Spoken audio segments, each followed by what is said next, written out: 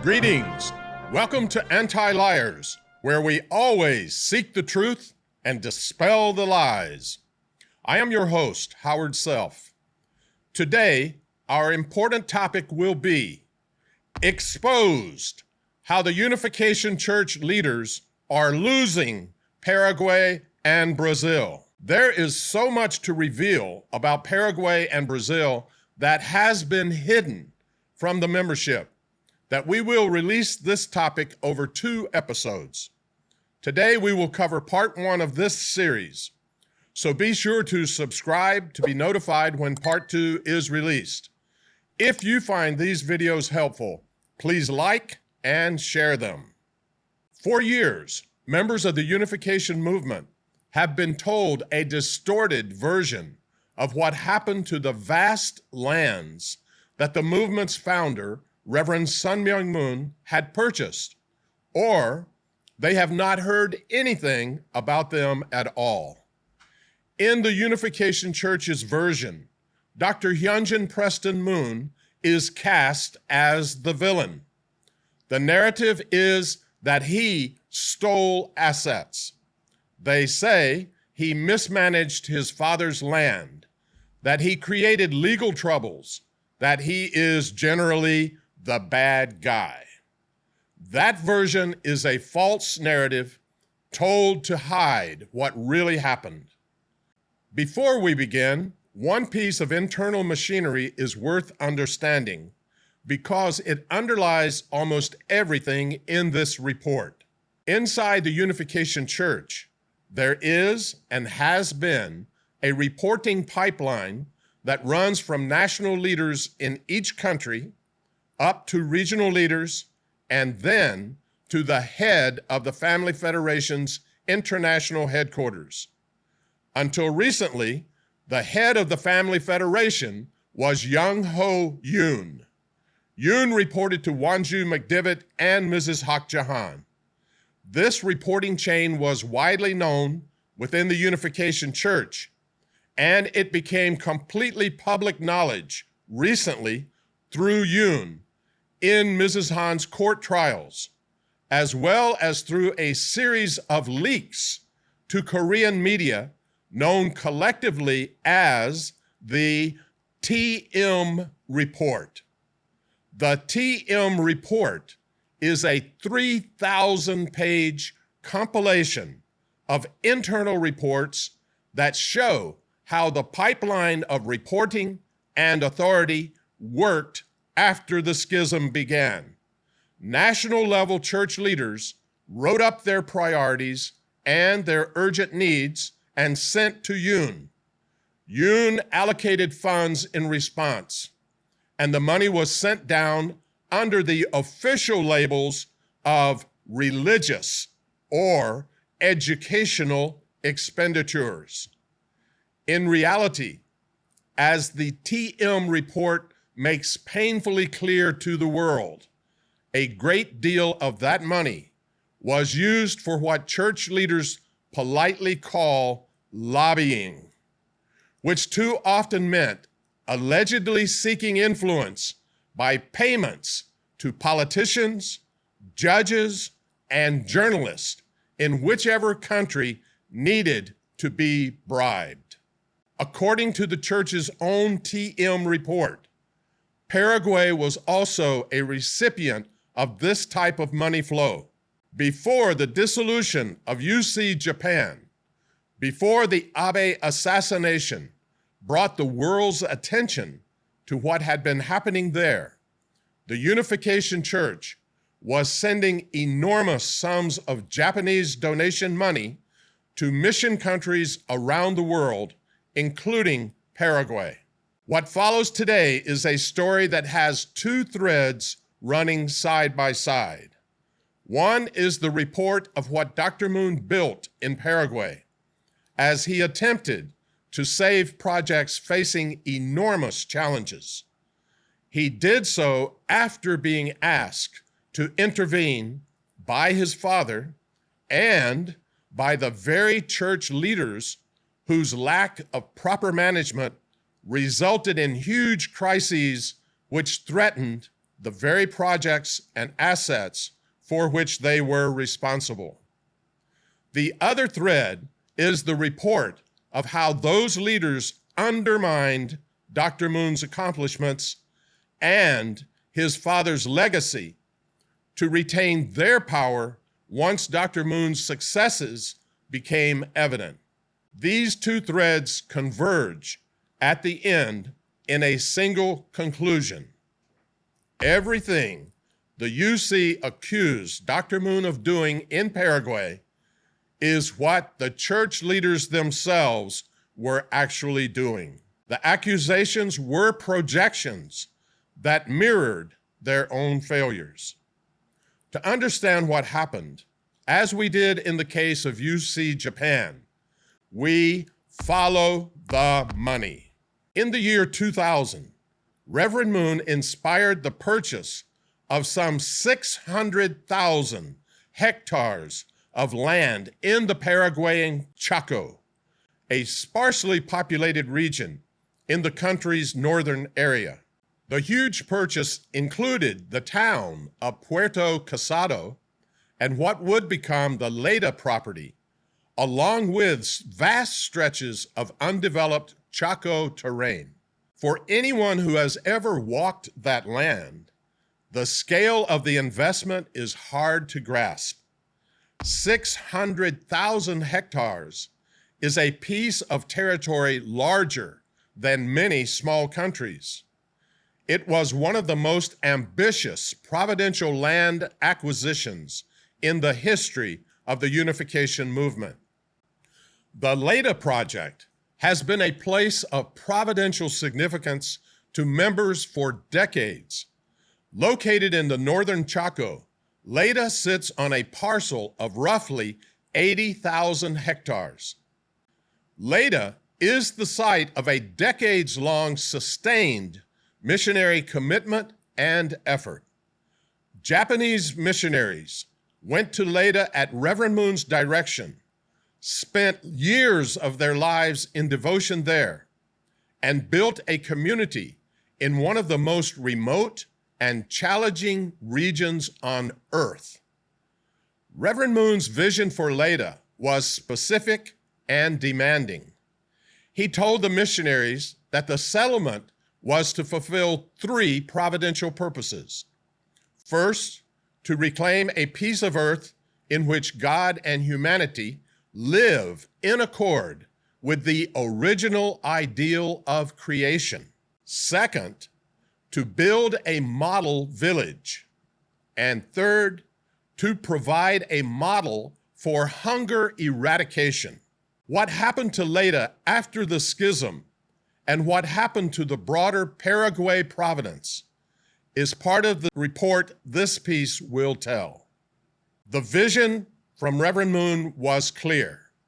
South America was to have a real foundation for the providence, anchored in a self-sustaining piece of land capable of supporting agricultural development, training, and the civilizational work Reverend Moon had always intended the movement to carry out.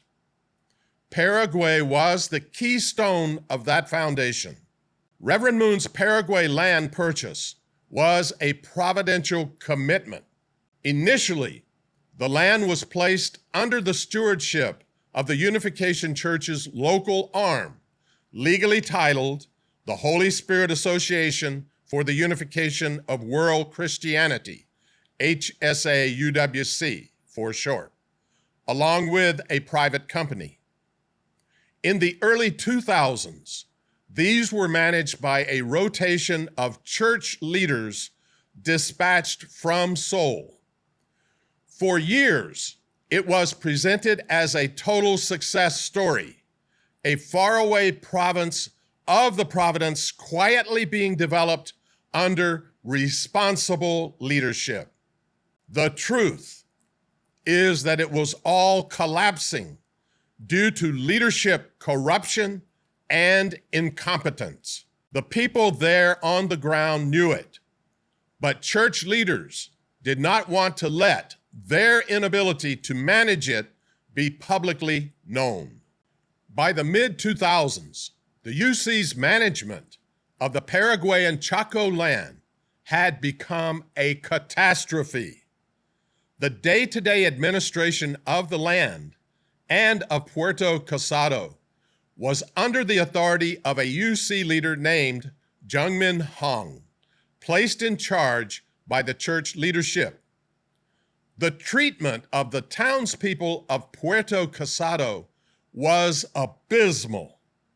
Tensions between the UC-run land management company and the local community brewed through years of mistreatment, neglect, broken promises, and outright violence until they reached a breaking point.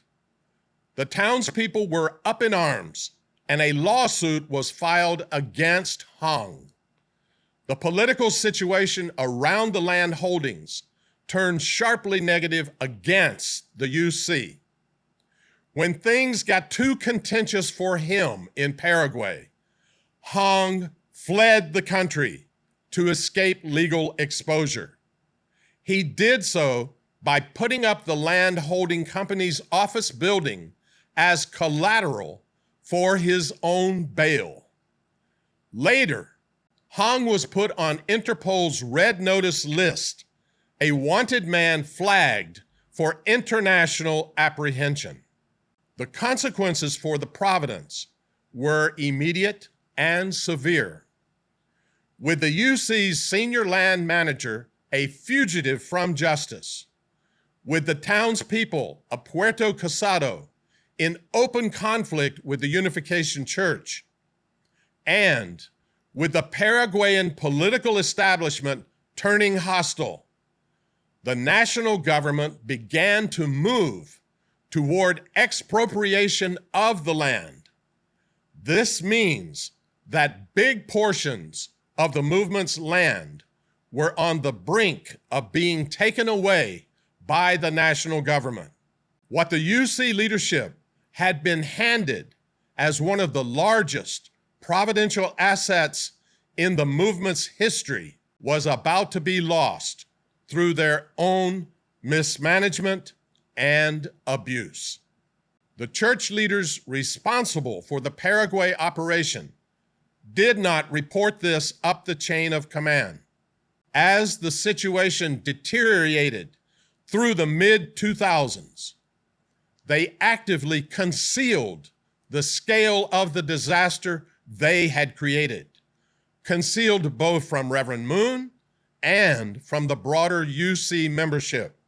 The truth only reached Reverend Moon because one local member, watching things collapse around them in real time, refused to stay quiet.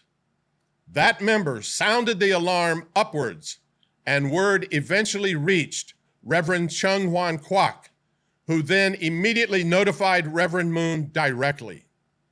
This was not a minor management issue. It was a comprehensive failure at every level of church leadership in South America. And it was not limited to Paraguay. Around the same period, in the mid to late 2000s, the situation in Brazil had deteriorated to the point that Korean and Japanese UC leaders there wrote letters directly to Reverend Moon, pleading with him to send his son, Dr. Hyunjin Moon, to Brazil to help clean up their mess. The pattern was regional. The people the church had placed in charge of Reverend Moon's South American providence could not manage it, could not protect it, and in some cases could not even stay in the country long enough to answer for what they had done. Members around the world were never informed of any of this. Most members are hearing about this for the very first time on this broadcast. Before the story turns to what Dr. Hyunjin Moon built in South America, we need to make an important distinction that runs through everything that follows. because without it, the rest of the report does not make sense. There is a pre-schism UC leadership modality, and there is a post-schism church leadership way of operating. The pre-schism UC leadership, the one that ran the Paraguay disaster and the Brazil disaster until around the mid-2000s, were inept, corrupt, incompetent, and self-serving. But they still believed at the end of the day that saving Reverend Moon's foundation mattered much more than losing it. When everything they had touched was about to collapse, these church leaders reached for the only person they thought could save it, Dr. Hyunjin Moon. They were not good leaders, but they chose to try to save the movement's foundation. Around 2009, that calculus changed. The change was not gradual, and it was not accidental. It was engineered. Shan and Kukjin, with their mother's backing, caused a schism inside the movement and used that moment to install an entirely new way of operating. They built and strengthened reporting lines that did not exist before. They forcefully built hierarchical regulations and institutional structures centered on the church leadership that had no precedent in our tradition. They reoriented the movement around the institutional church and around their own control of it. Their goal was to isolate and undermine their biggest threat, Dr. Hyunjin Moon. In the process, they replaced the older way of doing things, however flawed, with a new and far more destructive way. Under the new mode of operation, the movement's foundation no longer mattered to them. All that really mattered to them was having control and destroying their older brother, Dr. Moon. If saving the foundation required cooperating with him, then they preferred to lose the foundation. For them, better to burn it down than to let Dr. Moon succeed with it. That was their new operating principle. This type of thinking became pervasive year after year on every continent until it produced exactly what it was designed to produce: total control over a smaller and smaller share of an increasingly devastated movement. The huge loss of so many assets now occurring around the world is the result of what Shan and Kukjin set up when they were in charge of the Unification Church. Likewise, the dissolution of UC Japan and Mrs. Han ending up in jail are the result of that same flawed structure and way of thinking. Shan and Kukjin are directly responsible for building the institutional architecture that produced these outcomes with their mother's endorsement. They got the control they wanted at the expense of the movement's foundation. Members will encounter again and again this same pattern. As we will see later on, church leaders who in 2008, prior to the schism, begged Dr. Moon to come and save what they had broken, will then start attacking him viciously for trying to save the foundation once the schism began. Church leaders who acknowledged in writing that they did not have the capacity to address the disasters they had created will, just 2 years later, lie publicly that Dr. Moon's efforts to address those disasters were a hostile takeover attempt by him. we will see the church leaders in Brazil and Paraguay and the same Japanese members at Leda, all of them, in case after case, do an about-face after the schism started. It is the most striking, baffling, and infuriating pattern in this entire saga. To recap, the pre-schism UC leadership, for all of its faults, would still beg for Dr. Moon's help when the movement's foundation was at stake. The post-schism UC, under Shan and Kukshin's design, and with Mrs. Han's participation, would rather see the Providence destroyed and precious assets lost than have these saved by Dr. Moon. Lacking any legitimacy, they needed to destroy Dr. Moon and everything he stood for at all cost, even if it meant losing everything. When it came to Dr. Moon, it was a scorched earth policy. No expense was too much if it meant they could cause him harm. That is the framework to keep in mind for everything that follows. Throughout history, people of faith have been willing to die for their beliefs.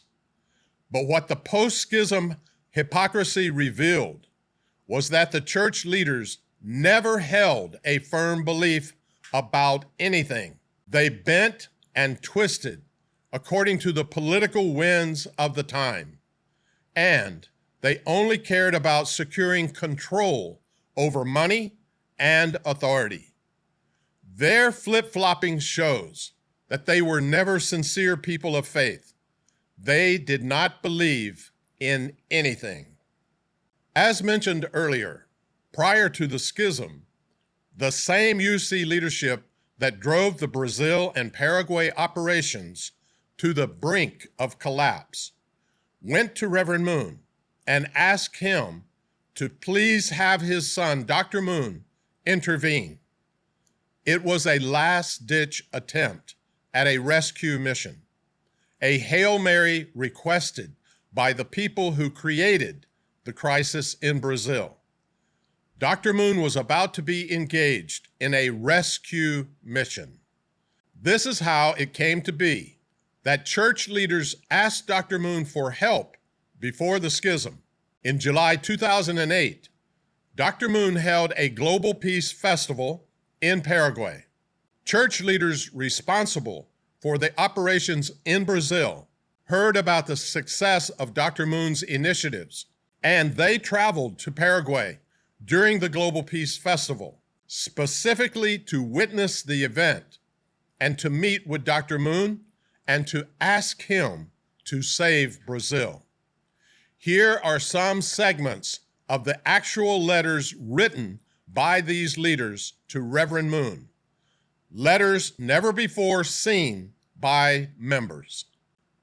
Quote, after receiving overall responsibility for the Jardim project, I did my very best.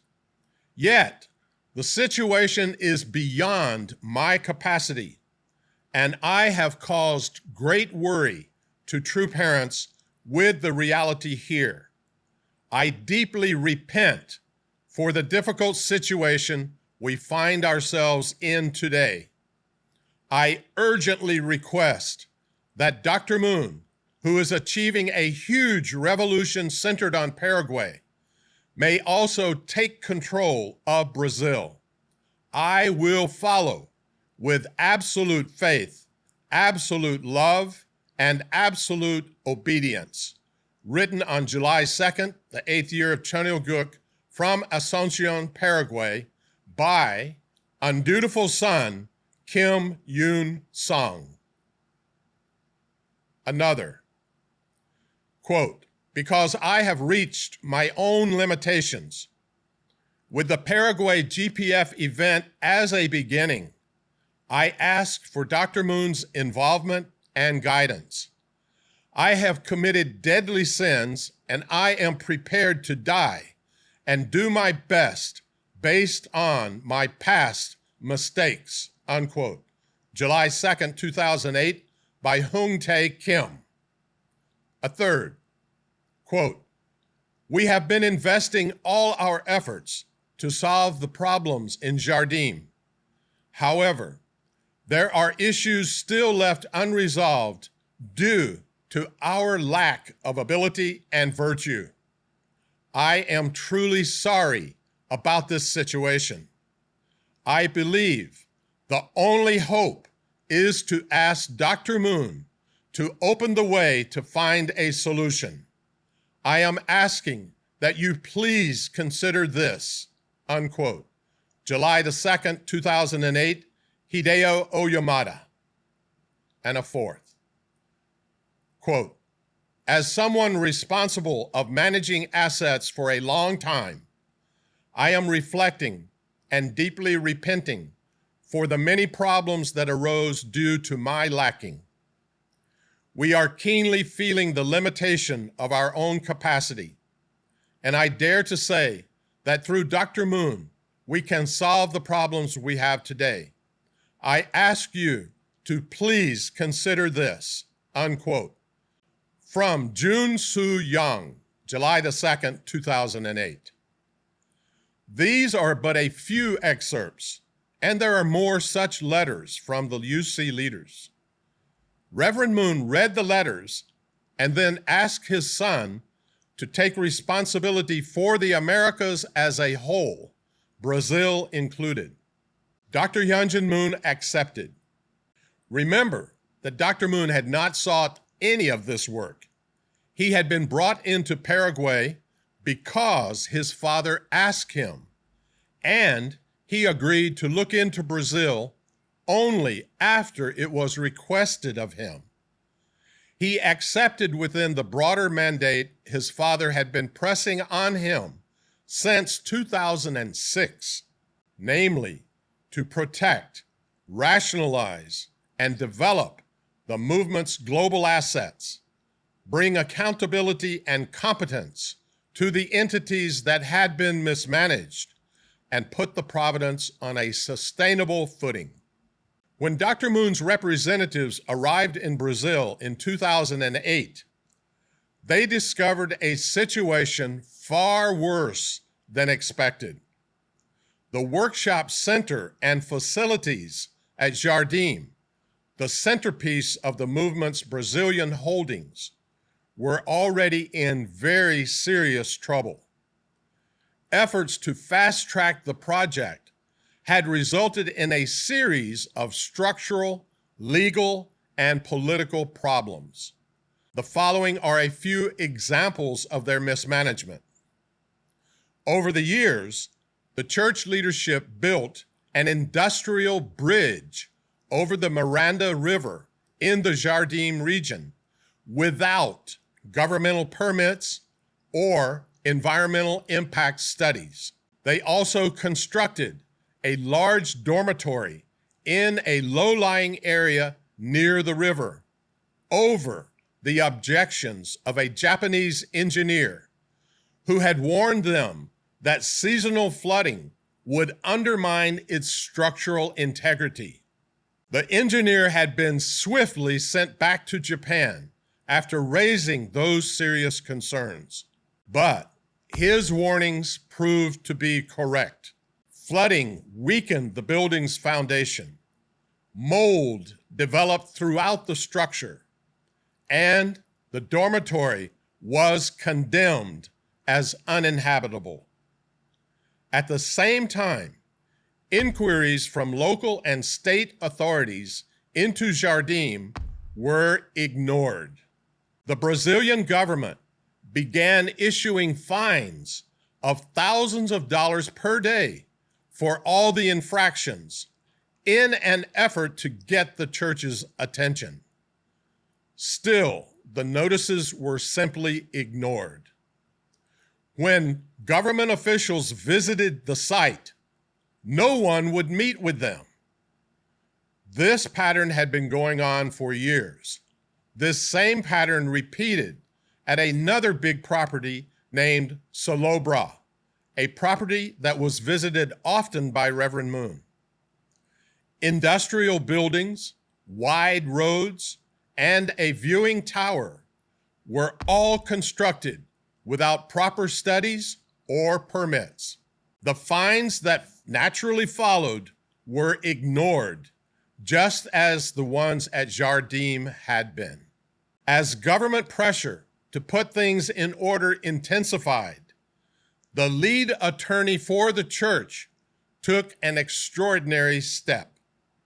He had members of the Brazilian church's governing body, the Superior Council, sign over ownership of large portions of the movement's holdings in Brazil to himself personally, on the pretext that he was going to protect the land from seizure.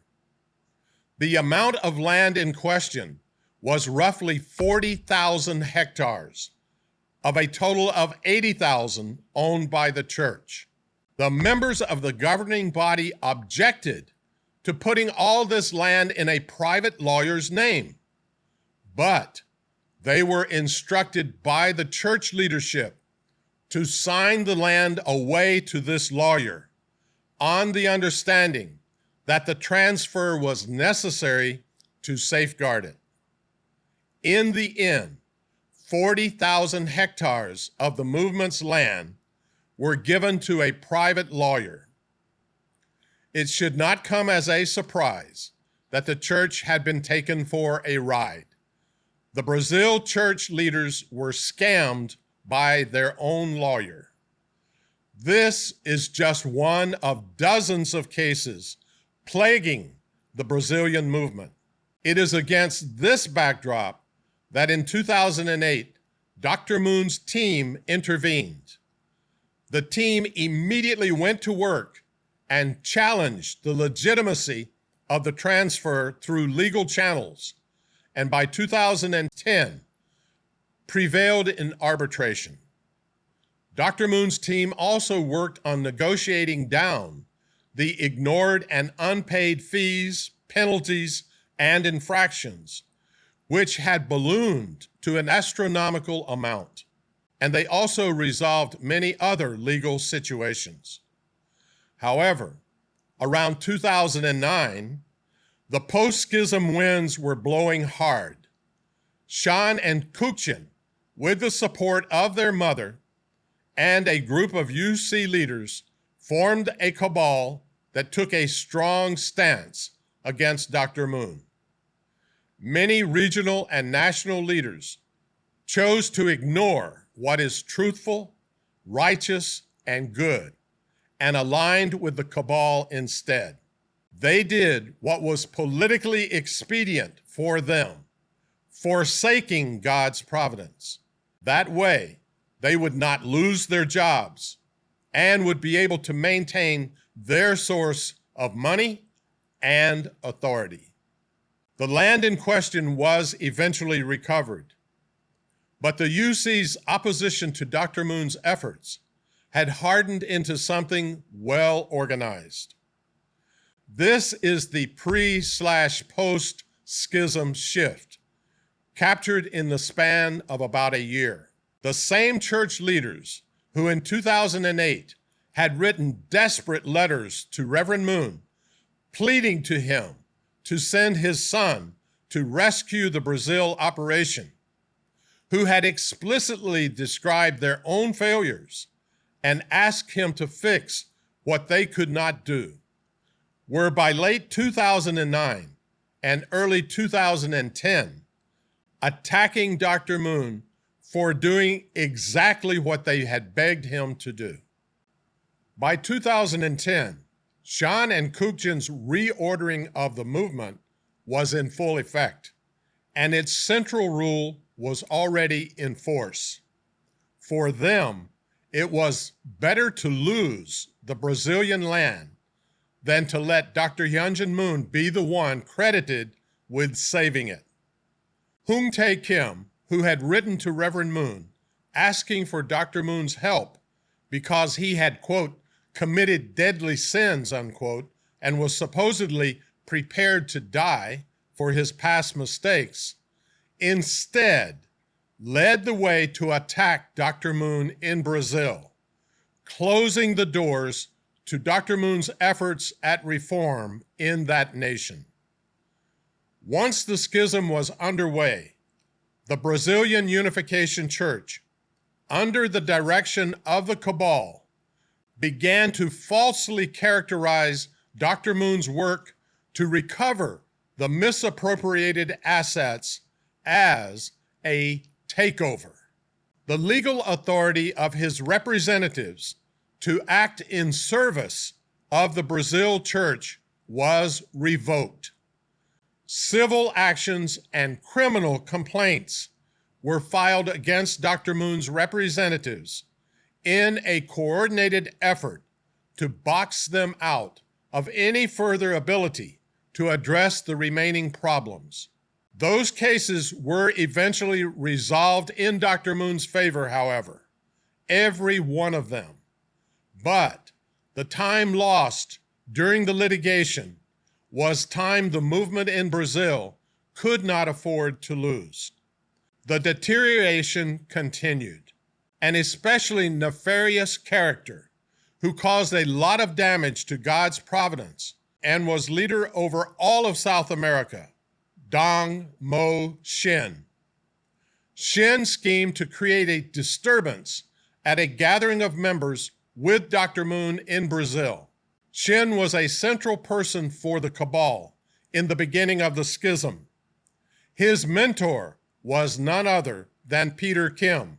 Shin knew that Dr. Moon had been invited to speak to the members of the Brazilian movement to bring his vision of hope and growth for the country and to explain to them the string of recent legal victories that had helped bring the Brazil church back from the brink. But as this was post-schism, the only thing that mattered to Shin and company was to secure their own control of the church and to attack Dr. Moon. Shin was in constant contact with Peter Kim, planning and reporting what he would do. In a public setting with members in May of 2010, Shin appeared at the event, physically tried to prevent Dr. Moon from speaking, and threw himself on the floor of the stage to create a scene. Later, highly edited videos of Shin's antics would be presented to Reverend Moon and to members around the world, showing that Dr. Moon had somehow instigated the situation. The cabal made sure to make a campaign out of this, using edited versions of the video to gaslight members into believing that somehow Dr. Moon was the one causing trouble. The truth is, Dr. Moon was fully within his right to be in Brazil, and as was pointed out earlier, had been invited by the local members and was in Brazil in the first place only because, prior to the schism, the church leadership had begged Reverend Moon for Dr. Moon's help to clean up their mess. Yet, Shin was eventually promoted for his efforts. Currently, Shin holds the position of President of Chunshim Wan for Heavenly North America, a farcical and nonsensical title that was until recently held by Ki-hoon Kim. The Chunshim Wan is the arm of the UC that continues to scam members, where members are asked to pay money to participate in ancestral liberations, an issue we talked about in Anti-Liar's expose of the downfall of UC Japan. It should come as no surprise that someone like Shin would be put in charge of leading the church in scamming members out of their money. As we will see later on, Shin is also a fugitive of the law in Brazil. Similar to the situation in Brazil, Paraguay was yet another example of UC mismanagement that Reverend Moon had asked his son to address. In the mid-2000s, large parts of the land in Paraguay were about to be lost by expropriation to the government. The relationship with the Paraguayan state was in ruins. The relationship with the townspeople of Puerto Casado was in open rupture. The reputation of the unification movement inside Paraguay was a total wreck. The church leadership had no effective answer to the expropriation attempts, no relationships at the level where the decisions were being made, and no credibility left to draw on if they had. The work to turn things around began earlier, but the substantial shift began in February 2008. Dr. Moon and his team went to work. Dr. Moon went to the National Assembly building in Asuncion, where he met with congressmen and senators. Dr. Moon went to the presidential palace and met face-to-face with President Nicanor Duarte Frutos, the sitting president of Paraguay, whose government had been driving the expropriation. That meeting lasted over an hour. Dr. Moon did not plead with him or offer any concessions. He confronted the president directly on the merits, and he changed the president's mind. Dr. Moon told the president that the right of private property was not a private matter for the unification movement alone. It was the foundation on which any country's relationship with foreign investment rested. If the Paraguayan government expropriated land that had been lawfully purchased by a foreign investor, it would be setting a precedent that would reverberate through every boardroom and every cabinet meeting in the world where decisions about investing in Paraguay were being made. Why would anyone bring capital into a country that took land back when the politics of the nation shifted? Why would any responsible foreign investor risk it, knowing what Paraguay had just done? The president heard the various arguments. By the end of the hour, the president told Dr. Moon he had changed his views. Neil Bush, the son of former American President Bush, had accompanied Dr. Moon to the meeting with the president. After the meeting, he told Dr. Moon that he had never seen anything quite like his persuasive mastery before.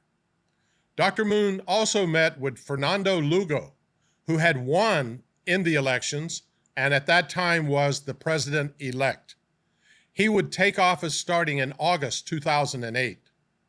Lugo was a left-leaning progressive populist with strong ties to liberation theology. Given his politics, it was imperative for Dr. Moon to make sure that the incoming president would also honor the right to private property. The new president's handlers were very worried about any association with the Moon Group, so they set up the meeting in clandestine fashion. It was a scene out of a movie, a dizzying drive through Asuncion. They stopped just short of blindfolding Dr. Moon and his companions. The handlers warned that the location and content of the meeting could not be shared and that no photographs would be allowed. Once they arrived, Dr. Moon went straight to the point. He reiterated what Reverend Moon's project meant for Paraguay, what protecting private property meant for future foreign investment, and why the rule of law was essential to the country's future. He also emphasized the importance of moral renewal and family values, which Dr. Moon's GPF was championing in the country. The meeting, which Lugo's people had been so reticent to allow, went on for hours. By the end of it, Lugo told Dr. Moon he had also changed his mind. They saw things the same way. Then, to everyone's surprise, the president-elect asked Dr. Moon for a photograph together. When Dr. Moon asked whether the photo could be made public, Lugo replied, "You can publish it wherever you want." But Dr. Moon understood that one or two meetings at the top, however successful, were not enough to hold a political reversal in place. So in the days that followed, he met with Paraguay's leading families, the relatively small circle of oligarchs whose influence quietly underwrite the country's political and economic life. He made the same argument to each of them and won each of them over in the same way. That is how the turnaround began. This is what serious and effective leadership in a foreign country actually looks like. Dr. Moon approached the situation with a clear understanding of the realities on the ground and a comprehensive strategy to recover, develop, and improve conditions on multiple fronts. The first priority was stopping the government's current and future expropriation efforts. Through Dr. Moon's direct engagement with Paraguayan political and civic leadership, continuous meetings with government officials at the highest levels, and a sustained diplomatic effort to demonstrate that the movement was serious about responsible stewardship of the land and promised respectful treatment of the native people on it, the threat of state seizure was reversed. The large swaths of land that the church leadership had nearly handed over to the Paraguayan government were once again secured. Dr. Moon's second priority was relationships. He understood, as the UC leadership never had, that a movement cannot operate in a country where its only connections are merely transactional and where the local population resents its presence.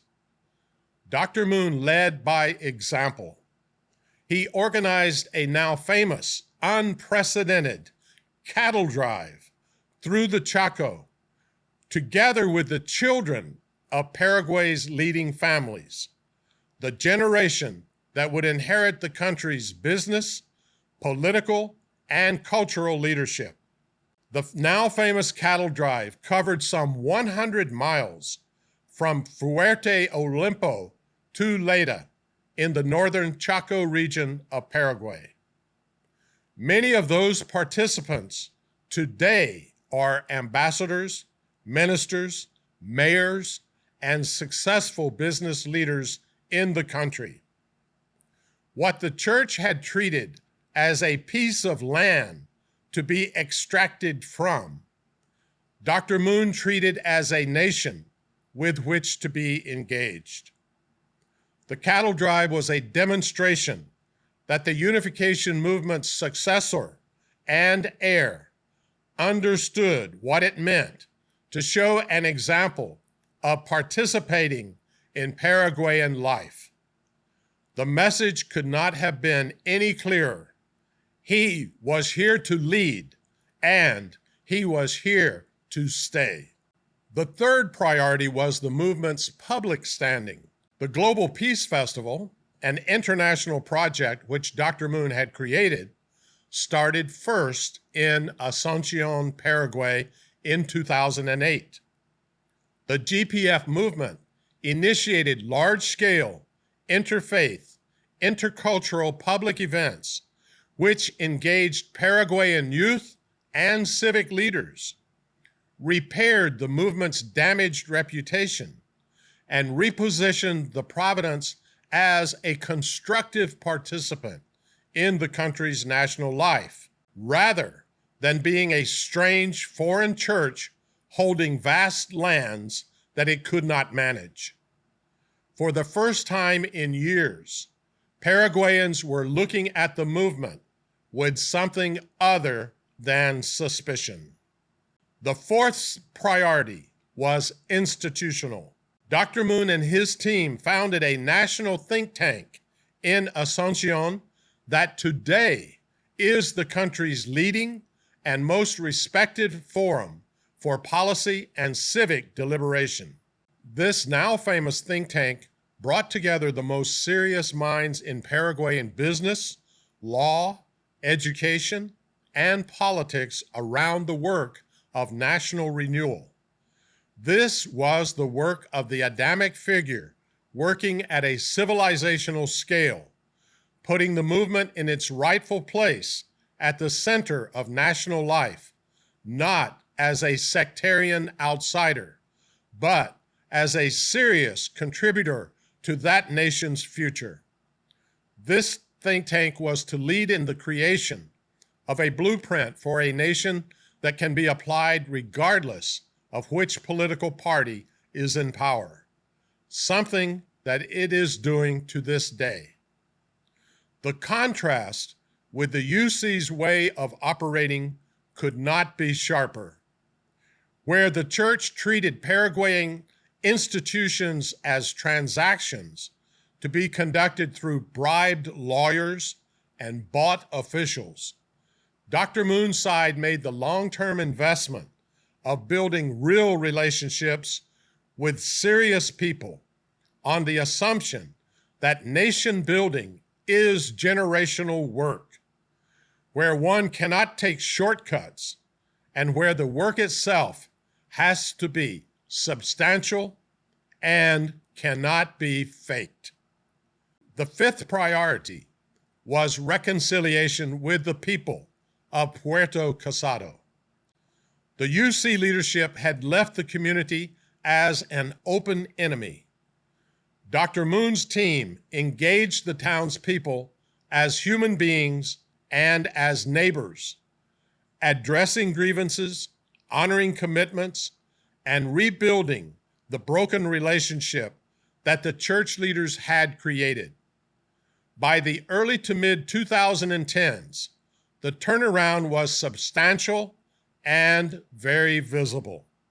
That success changed everything. Reverend Moon spoke movingly and often about the Pantanal, the Chaco, and the great ecosystems of South America. This was decades before most religious leaders had even begun to think seriously about the geopolitical circumstances of the world and the future of humanity. Reverend Moon had a deep understanding about the third great blessing found in Genesis, which called upon humanity to take responsible dominion over creation. This would require stewardship of actual land. In his autobiography, As a Peace-Loving Global Citizen, Reverend Moon laid out his vision in plain terms with this statement: the Pantanal, a region that lies in Brazil, Bolivia, and Paraguay, is the world's largest wetlands area. I am carrying on a global environmental movement to preserve the living creatures of the Pantanal in the pristine state in which God created them. Endless greed for material possessions has brought about serious air and water pollution that is destroying nature. If present trends continue, humanity will find itself destroyed by the traps of material civilization. The flora and fauna of the Pantanal and the Amazon basin exist as they did at the time of creation. The Pantanal is Edenic. It is also an important source of oxygen for the earth. Reverend Moon saw with painful clarity where the destruction of God's creation was leading. He named three great challenges of modern civilization: pollution, environmental consciousness, and food production. And Reverend Moon warned that humanity would not survive the neglect of any one of those three. And he understood that the religious world of all communities had a special responsibility to take the lead. Also, in his autobiography, we find this: it is human selfishness that is destroying nature. Human competition for the shortest route to economic success is the reason that the Earth's environment has been damaged. Religious people must lead the way in the effort to save nature. Nature is God's creation and His gift to humankind. We must work quickly to awaken people to the preciousness of nature and the urgent need to restore it to the rich and free state it enjoyed at the time of creation. Nature is not something to be used once and thrown away. Our descendants, for many generations to come, must be able to rely on it just as we have. That was Reverend Moon's vision. The greater question was, who would actually carry out this providential work after Reverend Moon was no longer in a position to advance the work himself? The answer is now visible on the ground in the Paraguayan Chaco, in a project taking place on the same land Dr. Moon fought to protect what the UC leadership had nearly lost. The project is the largest forest conservation effort in Paraguay under the United Nations REDD Plus program, which stands for Reducing Emissions from Deforestation and Forest Degradation. The project encompasses over 180,000 hectares, over 1,800 square kilometers, or roughly 450,000 acres of contiguous forest in the Paraguayan Chaco. The land sits inside the Gran Chaco, the second largest ecoregion in South America, surpassed in size only by the Amazon. The ecosystem on this land hosts thousands of plant species, as well as hundreds of birds, mammals, and reptiles, including numerous endemic, near-threatened, vulnerable, and endangered species. This area forms part of the biological corridor that connects the Chaco to the Pantanal, the very ecosystem Reverend Moon had named as one of the most important on Earth. It may be difficult for members who have never set foot in the Chaco to understand what protecting land at this scale actually requires. 600,000 hectares is roughly the size of the American state of Delaware. To call it vast fails to communicate how big it really is. There are stretches of this land where the nearest road is hours away, where the nearest government outpost is farther still, and where the nearest enforcement official may as well be on another continent for all practical purposes. The Paraguayan Chaco is, in operational terms, a frontier.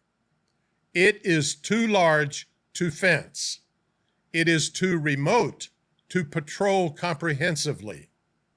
And the Paraguayan state, for all the goodwill of its officials, does not have the resources to project consistent authority across that kind of geography. Defending land of this size from illegal entry is an endless job for whoever owns the land. Detecting an unauthorized intrusion in such vast land is very difficult.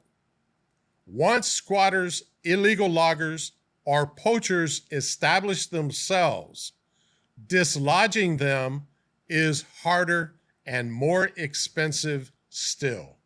Every day and every week, there are new squatters or illegal loggers that have to be dealt with. This is the operational reality Dr. Moon's team inherited and has been managing now for years. Holding that vast piece of land against squatters, organized timber theft, poaching of wildlife, and the routine pressures of the frontier requires constant, professional, and patient work. Dr. Moon's team has done it at tremendous cost while trying to maintain a harmonious relationship with the people of Puerto Casado and the surrounding communities that the previous church leadership had so badly broken. The amazing but tragic reality is that Dr. Moon's team had to do this work while being viciously attacked from a second direction.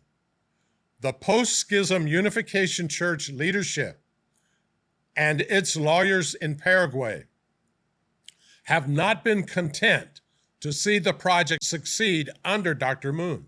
As previously mentioned, they would rather see the entire thing burnt to the ground and the land expropriated than see it prosper under Dr. Moon. As we will see later, they have actively worked to sabotage the entire project, including, according to the documented reporting in the TM report and other sources, by allegedly paying off officials and promising parcels of this same land to Paraguayan politicians in exchange for political and legal action against Dr. Moon and his associates. The land that is being protected by Dr. Moon's team has at the same time been treated by the UC's own representatives as a bargaining chip to be promised away in exchange for attacks on the people protecting it. That Dr. Moon's work has succeeded on land of this scale against a multi-front opposition is itself nothing short of a miracle. It needs to be understood that without the protective project led by Dr. Moon's team, the vast forest on that land would simply not exist in 5 years.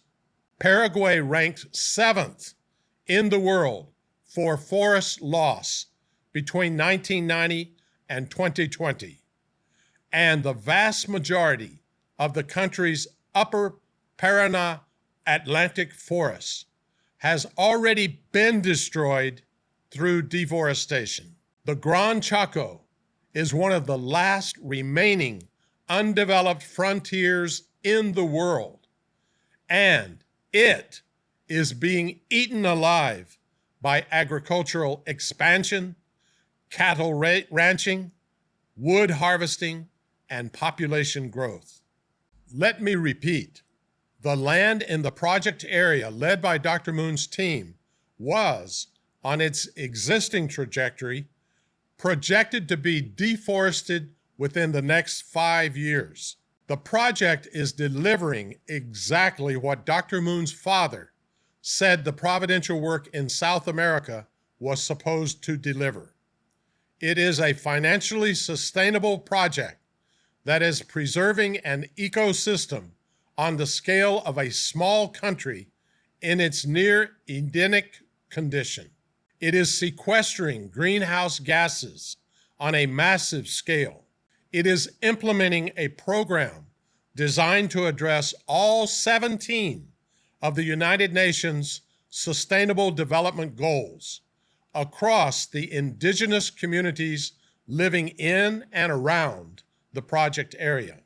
This is actually a movement under Dr. Moon's spiritual authority and stewardship, engaged in truly improving all aspects of society, because the messianic mission he inherited is intended to unfold at a civilizational level.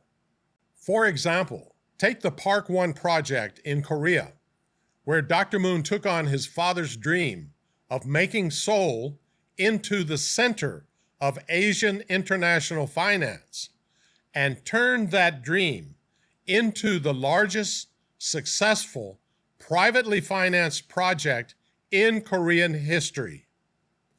To succeed in creating the multi-billion-dollar Park 1 complex, Dr. Moon had to fight on multiple fronts.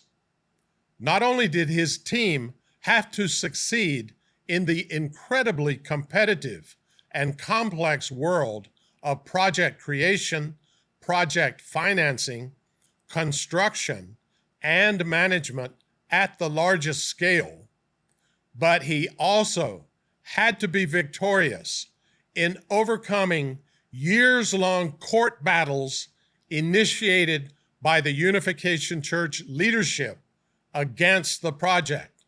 Court battles that went all the way up to the Korean Supreme Court. There too, Dr. Moon won despite terrible adversity. It is hard to put into words the incredible feat that it was to make those dreams into reality. Throughout the schism, Dr. Moon advanced on these projects, both in Korea and on the other side of the world in Paraguay, in spite of tremendous opposition. This concludes part 1 of the expose about Paraguay and Brazil series. In part 2, we will examine in more depth how the UC leadership's corruption destroyed the providential work throughout South America, even creating global repercussions. Thank you for listening to today's podcast. Please stay tuned for the next episode of Anti-Liars, where we promise to always seek the truth and dispel the lies. God bless you and your family.